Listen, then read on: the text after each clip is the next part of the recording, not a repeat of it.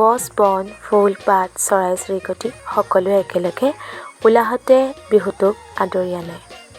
সকলোৰে গা সাতখন আঠখন হয়। প্ৰকৃতিটো ৰং, মানুহৰ মনতো ৰং। এয়া গৰু বিহুৰ পুৱা। ৰাতিপুৱা সকলো শুই উঠি চাটৰ কাৰণে পাচলি যোগাৰ কৰাত লাগি যায়। তিয়ঁহ, জাতিলাও, থেকেৰা, হালধি, কেৰেলাকে আদি কৰি কেইবাটাও পাচলি দি এনেকৈ দুডাল চাট বনোৱা হয়। এডাল 3 ডলীয়া আৰু আনডাল 2 ডলীয়া। খেতিয়কৰ সম্পদ বুলিবলৈ থকা গৰুকেইজনীক ওচৰৰ নৈখনলৈ নি ভালকৈ গা ধুওৱা হয় আৰু আবেলিলৈ সিহঁতক নতুন পঘা দিয়া হয়। দীঘলতি মাখিয়তী পাতেৰে গৰু গা কোবোৱা হয়। মাহ হালধিৰে নোৱাই ধুৱাই গৰুজনীক কুশলে থাকিবলৈ প্ৰাৰ্থনা কৰা হয়। আমাৰ অৱশ্যে ঘৰতে গৰু গা ধুৱায়, যিহেতু নদীলৈ নিব পৰাকৈ সুবিধা নাথাকে। ৰাতিপুৱাৰে পৰা মাহঁতে কৰা নিয়মবোৰ আমি আঁতৰৰ পৰাই চাই থাকোঁ। এনেকৈ গৰু দুজনীক গা ধুওৱাৰ পিছত আমি চাটৰ পৰা পাচলিখিনি সিহঁতৰ গালৈ মাৰি দিওঁ আৰু সিহঁতক ডাঙৰ হ'বলৈ আশীৰ্বাদ দিওঁ। গৰু গা ধুওৱাৰ পিছতেই আমি সন্ধান কৰোঁ আমৰলি পৰুৱাৰ টোপৰ। বিহুত আমৰলি পৰুৱাৰ টোপ ভাজি খোৱাৰ এটা নিয়ম আছে, যিটো নিয়ম নকৰিলে আধৰুৱা যেন লাগে। এনেকৈ কলপাতত আমৰলি পৰুৱাৰ টোপ, পিঁয়াজ আৰু ডিমৰ ভজা খাই আমি আকৌ জলপান কেইটামানো খাই লওঁ। তাৰপিছত আত্মীয় স্বজনৰ ঘৰত ফুৰিবলৈ যাওঁ। বিহুৰ পিঠা খাওঁ।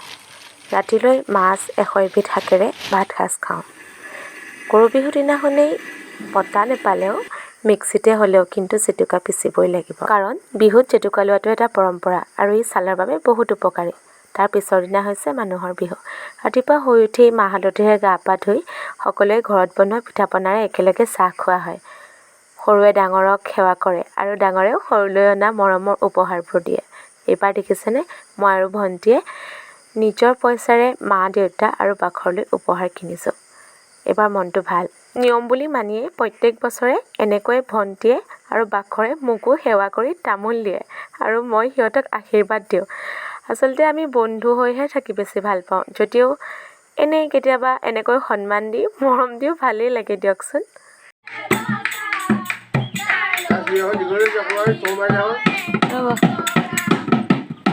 ঘৰত বিহুৰ জলপানকেইটা খাই যাৰ ঘৰলৈ গৈছোঁ তাৰ ঘৰতে বিহু এযোৰা লগ পাইছোঁ। এয়া আহিছিলোঁ প্ৰিন্সিপাল ছাৰৰ ঘৰত বিহু খাবলৈ। ইয়াতো দেখিছেনে, সেয়া বিহু এযোৰা আহিলেই নহয়। বিহু কেইদিন যেনিবা সকলোৱে পিঠা পনাৰে আপ্যায়ন কৰে, ভাল লাগে। এয়া ৰাতিলৈ আকৌ দেউতাৰ লগৰ আৰু ওচৰৰ দাদাকেইজনে এনেই বিহু বুলি ফুৰিছে আৰু লগতে এনেকৈ বিহুও মাৰিছে। বয়সৰ ভেদভাৱ আঁতৰাই বিহুৰ কেইদিন সকলোৱে এনেকৈয়ে লগ হৈ ফূৰ্তি কৰে, আনন্দ কৰে আৰু তাৰপিছত কামে কামে লাগি যায়। কেইদিনমানৰ পিছতেই খেতি আৰম্ভ হয়। যিসকলৰ চাকৰি আছে তেওঁলোকৰ কাম আৰম্ভ হয়, অফিচ আৰম্ভ হয়, ল'ৰা ছোৱালীখিনিৰ আকৌ স্কুল আৰম্ভ হয়, কলেজ আৰম্ভ হয়। বাকীনো থাকে কেইটা দিন। এই দিনকেইটাতে যিকেইটা দিনত বন্ধ পায় সেইকাৰণে সকলোৱে মন খুলি আনন্দ কৰে আৰু দিনকেইটা উপভোগ কৰিবলৈ চায়।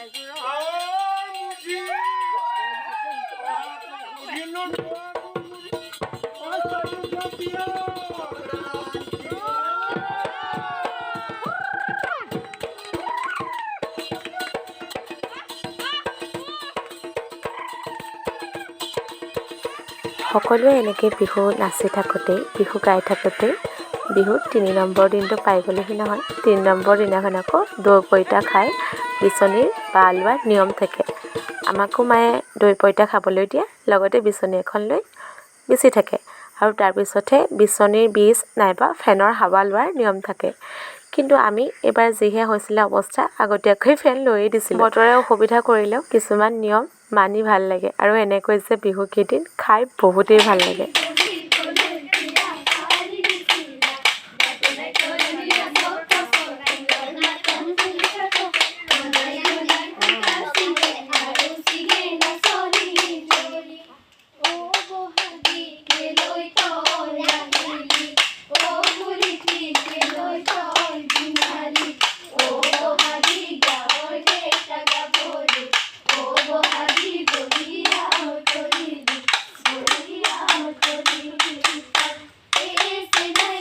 বিহুৰ দিনকেইটা যে এনেকৈয়ে ইজোৰাৰ পিছত সিজোৰা হুঁচৰি আহি থাকিল। জেং বিহু আহিল, সৰু সৰু ল'ৰা ছোৱালীকেইটাই শ্ৰৱণ কীৰ্তন কৰিলেহি। এনেকৈয়ে সকলোৰে মনবোৰত ৰং সিঁচি পুনৰবাৰ বসন্তকালত জিলিকি উঠাৰ প্ৰতিশ্ৰুতি দি এইবাৰ বিহুটো গ'লগৈ।